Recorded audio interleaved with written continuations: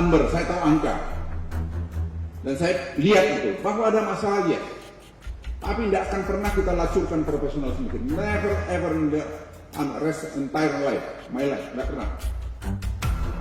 Ini soal Hambalang ya? Jangan. Hambalang udah jelas, gak ada apa-apanya. Menyangkut isu-isu yang berkaitan dengan Partai Demokrat di masa lalu, termasuk kasus-kasus hukum yang mengait kepada sejumlah kader Partai Demokrat waktu itu, telah dilakukan penegakan hukum secara kredibel. Ada Bapak Susilo Bambang Yudhoyono jujur.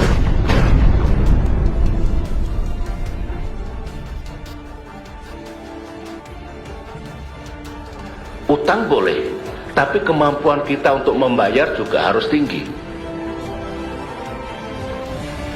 Bukan bicara masalah utang, sampaikan aja bahwa di Perpres 72 anggaran APBN 2020 itu pembiayaannya adalah dari SBN, dari pinjaman, ada yang bilateral, ada yang multilateral. Nah, apalagi kalau utang itu tidak digunakan secara tepat, kalau hanya untuk infrastruktur, menurut saya mestinya juga digunakan untuk komponen lain. Jadi kalau waktu kita sedang menjalankan Perpres, jangan kemudian muncul reaksi-reaksi seolah-olah kita kayak orang yang belum punya rencana gitu loh, Pak. Lama sekali, mungkin 10 tahun yang lalu problem ini sudah yang dalam 3 tahun ini sebetulnya kita sudah tahu dan ingin menyelesaikan masalah ini, tapi ini bukan juga masalah yang ringan. Sesungguhnya Pak SBY dan Mas Ibas itu amat sangat layak dijadikan menjadi saksi fakta. Saya tidak mengharapkan awalnya untuk menjadi saksi meringankan, karena saksi fakta itulah sesungguhnya posisi Pak SBY dan Mas Ibas. Isu utang saya di lantai itu utangnya sudah 2.700 triliun. Ya saya ngomong apa adanya. Pemimpin itu harus memberikan optimisme pada rakyatnya. Pemimpin itu harus memberi semangat pada rakyatnya. Gak mungkin enak-enak langsung menjadi negara besar, negara kuat. Gak ada rumusnya seperti itu.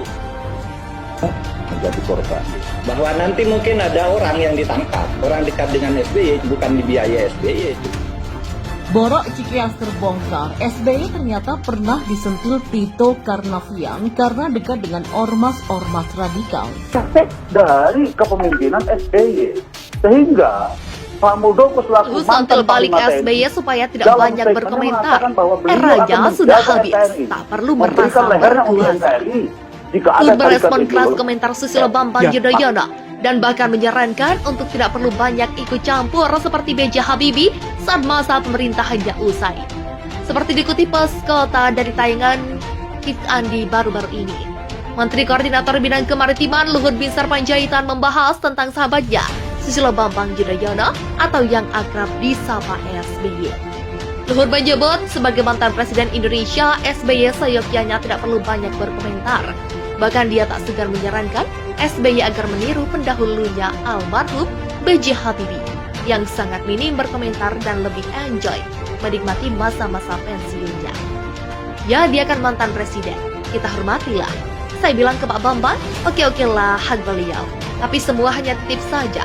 Pemimpin kalau selesai eranya, ya seperti Pak Habibie lah. Mau duduk manis datang sekali-kali, kritik boleh lah. Tak perlulah merasa yang berkuasa saat ini di bawah kita. Tutur Luhut sebagaimana dikutip poskota.co.id dari acara Kids Andi. Menurut Luhut, hal tersebut tentunya dampak lebih terhormat ketimbang banyak melontarkan kritik, karena akan terkesan ikut campur. Awalnya Luhut menjawab soal kritikan SBY terhadap Luhut agar tidak melontarkan pernyataan mengancam. SBY sebelumnya mengkritik Luhut karena gaya komunikasinya yang dinilai sering mengancam dan terkesan arogan pada 2018. Luhut tidak menyayangkan kritikan SBY. Menurutnya tidak ada yang aneh dengan ulasan SBY saat itu. Meski begitu, Luhut kembali menegaskan pernyataannya tidak ingin membalas serangan SBY. Saat ini kebijakan pemberlakuan pembatasan kegiatan masyarakat level 4 telah diperpanjang hingga 2 Agustus mendatang. Namun terkait perpanjangan PPKM level 4 ini masih mendapat pro dan kontra dari masyarakat serta sejumlah tokoh politik lainnya. Begitu juga mantan Wakil Presiden Yusuf Kala yang sempat menanggapi perpanjangan pembatasan kegiatan masyarakat itu. Yusuf Kala atau JK menyarankan agar pemerintah memberlakukan pembatasan total atau lockdown dan bagi warga yang tak mampu diberi 1 juta per bulan. Namun usulan Yusuf Kala ini ditanggapi pula oleh politisi Ferdinand Hutahayat melalui cuitan di akun Twitter pribadinya. Ferdinand menyebut bahwa dengan diberlakukan pembatasan secara total atau lockdown sebagai upaya yang dianggap optimal menekan penyebaran COVID-19, kenyataannya tidak semudah itu. Lockdown itu pilihan asal bicara. Kesannya manis bagi rakyat tapi sesungguhnya itu mematikan, kata Ferdinand Hutahayat. Sebagaimana dikutip pikiran rakyat.com dari akun Twitter @ferdinandhyang3 Selasa 27 Juli 2021, dia juga menilai usulan lockdown namun dengan memberikan 1 juta per kepala keluarga hanya akan menimbulkan perdebatan cukup atau tidak.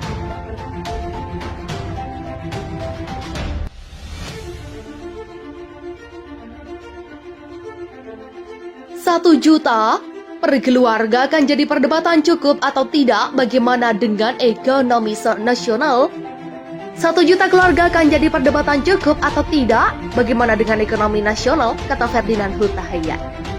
Di sisi lain, perpanjangan PPKM mulai 26 Juli lalu itu juga diterapkan dengan adanya penyesuaian atau pelonggaran aturan. Terkait hal itu, Yusuf Kala menilai dengan pelonggaran PPKM tersebut merupakan jalan tengah yang membuat penanganan COVID-19 malah jadi lebih sulit. Untuk itu, JK menyetujui jika pemerintah memberlakukan pengetatan yang lebih jauh atau lockdown. Akan tetapi dengan satu syarat, pemberian bantuan langsung tunai harus berjalan optimal. Ferdinand mengingatkan bahwa dengan usulan tersebut tentunya harus dikaji lebih mendalam. Dia pun mempertanyakan kondisi ekonomi nasional jika kebijakan tersebut diterapkan. Menyampaikan sesuatu harusnya dikaji mendalam, jangan berikan gula kepada yang diabetes, ujar Ferdinand Hutahayat.